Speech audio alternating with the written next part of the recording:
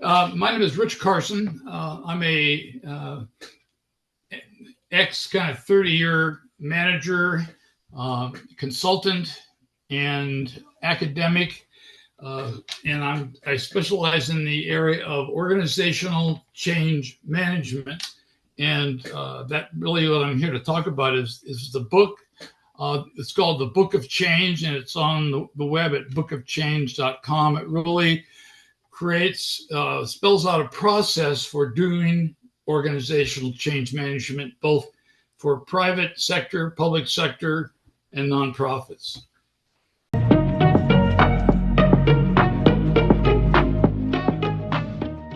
Hi, I'm Mark Banicevich. Welcome to Governance Bites. Today, Hi. I have the privilege again to speak to Rich Carson. Rich, thank you very much again for your time. Our topic today is why most change initiatives fail. We're going to talk about common traps that leaders fall into and how to shift towards people-centered strategies. I really appreciate your time again. Thank you so much. You mentioned the Book of Change and that it's available. You've got bookofchange.com and they can get in touch with you for a PDF copy of that. To start with, in your experience, what are the most common traps that executive teams and boards fall into when they're planning and executing change? Well, the biggest problem is that boards are made up of people and they come with their own preconceptions about what needs to change. And what they think needs to change and what actually needs to happen may not be the same thing. So the biggest problem I have had is that getting people to understand that what may come of this process may not be exactly what they thought. The other problem in terms of some boards is they hire consultants for this to kind of do their dirty work. In other words, they hire you and they say, look, we want you to do this. So they don't really want a thoughtful process to kind of divine what the issues are. They just want you to do, to make a bunch of recommendations that they want because they don't want to look like they're the bad guys. The same thing with potentially the CEO or executive director. So those are the two biggest problems in terms, if you don't understand what the issues really are, then it's going to fail. I think McKinsey, the consulting firm, actually said that something like 70% of change management initiatives fail. And it's really because either it is a failure right from the very start, or they don't deliver, they don't provide adequate resources, timelines, and bottom line accountability in terms of implementing the recommendations. It's one thing to just say, well, look, here's the problem, here's what you folks need to do, and kind of throw it on the shelf, or just pay lip service to it, or not really provide the adequate resources to implement it. One of the things that really, I personally think needs to happen and doesn't always happen is that once you've got the recommendations down, you know what you need to do, you can't do everything at once. And if you do it through a strategic plan and multi-year budgeting, you can kind of prioritize what you need to do now and what you need to do tomorrow and next day. And that way you can also make, you have to assign real accountability to people and say, okay, we'll give you the resources, we'll give you the timeline, and we're gonna make sure this happens. Mm-hmm. Yes, right. Moving on to the board, how should a board's governance structure support and oversee change initiatives rather than hinder them? Well, I think the most important thing is to have somebody who's kind of a person who is responsible for overseeing this on behalf of the board. It's one thing that you want to do that if the board wants to do that with the CEO or the executive director, but it's nice to have continuity on the board itself and have people on there, a person or persons who really understand, have gone through the change management process. So it's not something, foreign to them. So I think having somebody on on the board that actually understands that is good. It's also really important to educate the board. Change management is really a fairly new profession. It started post 1947 with Kurt Lewin as the actual kind of a field of study in consulting. So I think it's really important to educate a board in terms of what the change management process and to manage their expectations. Okay, that makes a lot of sense. Can you share an example of a time when a board's oversight directly prevented a change from failing? You've been on a number of boards yourself, particularly in the non-profit sector. You've consulted to boards. So an example of when a board's oversight directly stopped a failure. I was on a board. I was fairly new, and they wanted they asked me and another person to do a change management process. And what happened is they were so offended by the recommendations that they didn't do anything. And what bothered them was we basically said, look, first of all, your board's too big. You need to really narrow it down in terms of fewer voting members. And you can still have these other people doing whatever they were doing before, but you really need to narrow that down. And the other thing was really term limits. We talked about term limits and the fact, I'm a big fan of term limits because boards tend to stagnate over time. You get the same people with the same ideas over and over and over, and they're not going to change their minds necessarily. If you bring new people on board, really, it could be people you bring on people on in terms of what trends have changed. But I think term limits are important, and they found that offensive too. So basically, we put a lot of time and effort and thought into the change management document, and they just ignored it. And basically, they told me, they said, "Look, we don't want you to publish this anywhere." They didn't want it to. In other words, they didn't want anybody to ever know what it said. How big was the board when you started the process? Well, it was probably about 10 people. And what was the size you recommended? Oh, probably down to 5. Right. 5 voting members. Everybody could maintain their same job. Basically, you needed a president-elect, secretary, a treasurer, and I forget what the 5th person was. But those are the basic board essentials of any board. Those are the basic functions. You can have a lot of add-ons depending on what the board's if it's the board of, you have people who do programming, things like that. So right. Anyway, so they went nowhere. Right. Yes, I've been in a similar situation where you're trying to educate a board around what governance is, what their job is, and the struggle with trying to get heard and stop people from simply just doing management tasks that they've been doing forever. Well, and if you're not if you're not an echo chamber in terms of what they want, that can be problematic too. Like I said, a lot of times they're hiring you to do what they want and not necessarily what needs to be done. Mm-hmm. And that's personally, that's not something I'm really interested in. It's interesting that the structure that you talked about, very traditional structure of a president-elect, secretary. There's been a movement in New Zealand sport, for example, away from that traditional model to a more corporate style board of directors, where you've just got 5, 7 directors.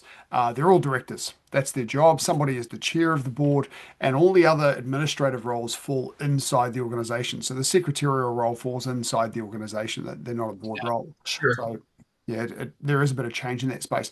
What's the primary reason leaders fail to get buy-in from employees during a change initiative? Well, first and foremost, they don't care what they think.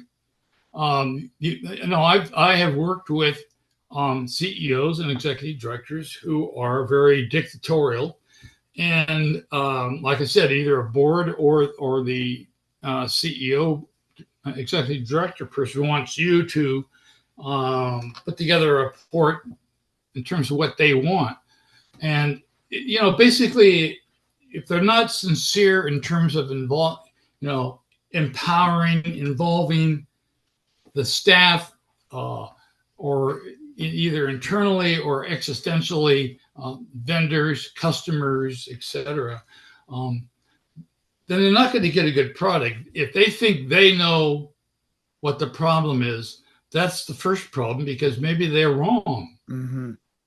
And a lot of times, if you have a board, and like I said, you bring new people on, and they basically come in with an agenda that they think something needs to happen, whether it's rational or irrational, whether it's going to be profitable or not. So the biggest issue for me is always to convince the board and let's say the leadership, to convince the leadership to involve everybody, all the stakeholders. They can always reject what they're hearing, but if they involve all the stakeholders, first of all, it gets rid of this resistance to change. If you go to somebody and say, you're going to do this, like I said, their response is usually, well, we always did it this way. Why would we do that? But if you go to them and if you go to anybody and ask their opinion, they're flattered. Yes. And go to the staff and ask their opinion, and get their buy-in, involve them in the process. You'll not only get a better product, but that actually will get implemented. Well, from a board perspective, then, what governance mechanisms can be put in place to ensure that those change strategies are people-centered, as you say?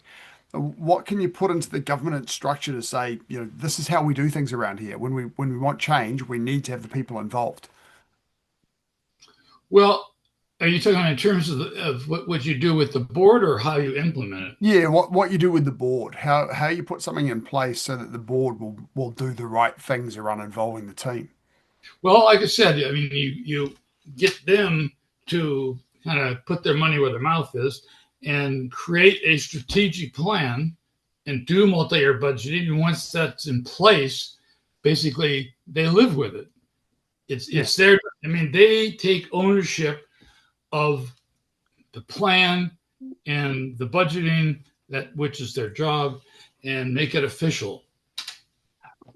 As a board of directors with a CEO and a management team, how can the board then ensure that the CEO and the management team are focused on that human element of change? As a board, you're getting together once a month, once every 6 weeks. You're discussing things. You might have the CEO, some of the other members of the management team coming into the room. You're not necessarily talking directly to staff.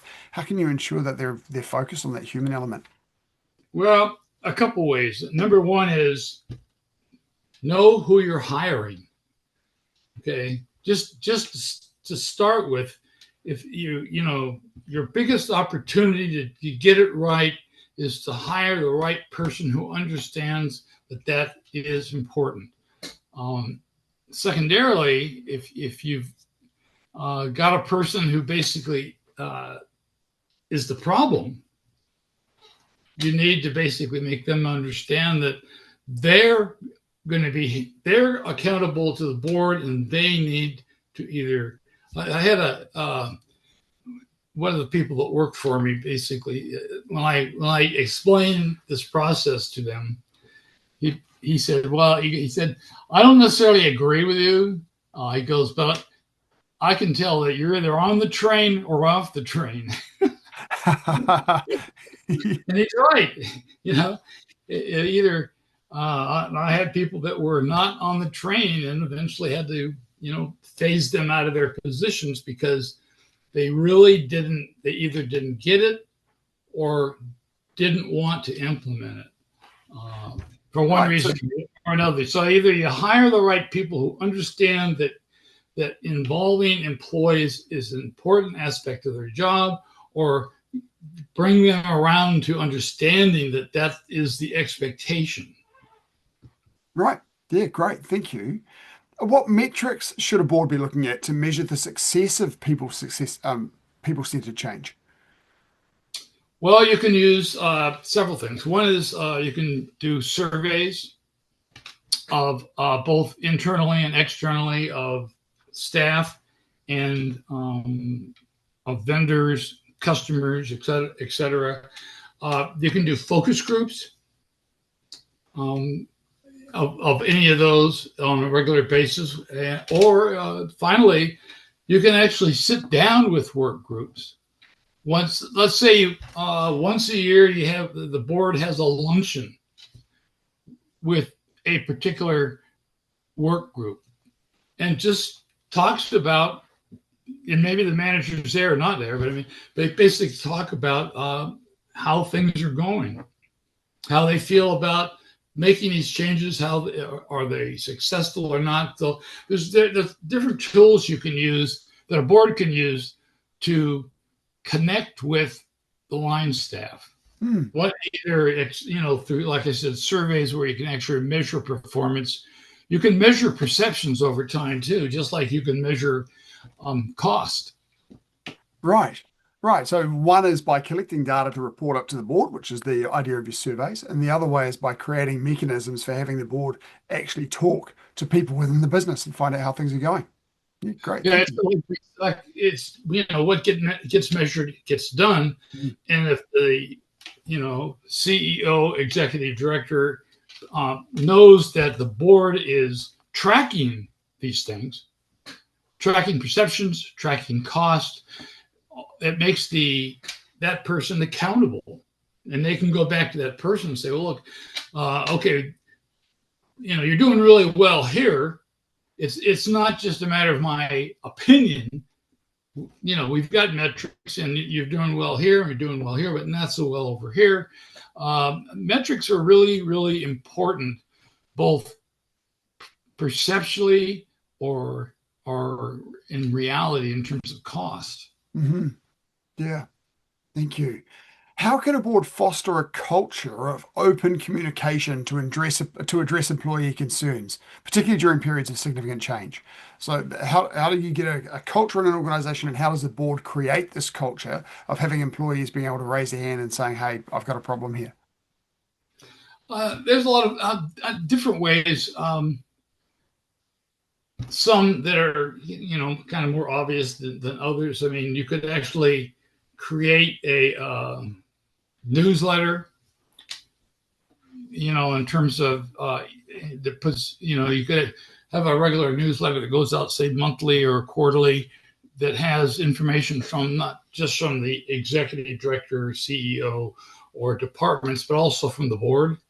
One of the things I did that was when you walked into my offices, on one wall, I had you've seen org charts, right?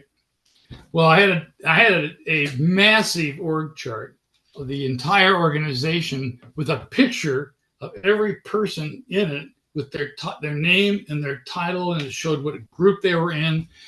And it would change over time as people got promoted, people came on, people left. But things like that create a sense of group, that you belong to something. And it was nice if you were a new person in my organization, you could go over to the board and figure out who was who. Yeah, that'd be really helpful. Because you don't, you're in an organization of 165 people. You don't have a clue what's going on from day one.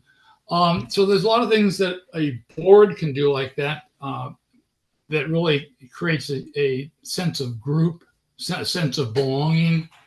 And the other is, just like I said, it's a great deal depends on the people you hire to make sure that, one of the things that I found that it's really important as a manager is being a good listener. I had a boss once, and I would be talking to him, and he would stop and say, he would say, "You're not listening." just shut up and listen. I'm going to tell you something. So as a manager or a board, you need mechanisms so that people know that you are listening to what they're saying, because a lot of times if it's a very top-down organization, you're just told what to do, and like your opinion doesn't matter. So actually, like I said, focus groups, surveys, get-togethers, there's a lot of ways to help people not only feel like they're part of something, but actually have a voice. Mm-hmm. Yes. How can a board effectively challenge management on a change initiative that appears to be too top down, something where it's being dictated from the top rather than, as you're saying, you've got to get the people involved at all levels of the organization? There's a couple things you do. The toughest is replace people. It sounds pretty callous, but a lot of times you've got people that are in the wrong position. They don't have the aptitude. It's kind of like the Peter principle. I mean, they may have got promoted to a position that they're not adequate. They're not able to even handle. So that's another way. Of course, you can do provide people with where people lack skills. You can provide them with training, and not as a punishment, but I mean, basically, if somebody is serious about growth as a professional, as a manager, then managers are not necessarily born, they're created, and if you provide them with adequate training, there's all kinds of, the thing with training is if people perceive it as kind of like, you're bad, you've done something wrong, so we're going to send you to the work education camp, then it's not going to work. But if people really embrace it like as personal growth, then and they really get into it, then that works great. Yeah, cool thing. I've got one final question for you. In your governance career, you've been on a number of boards, particularly in the not-for-profit space. What's the best governance advice you've received?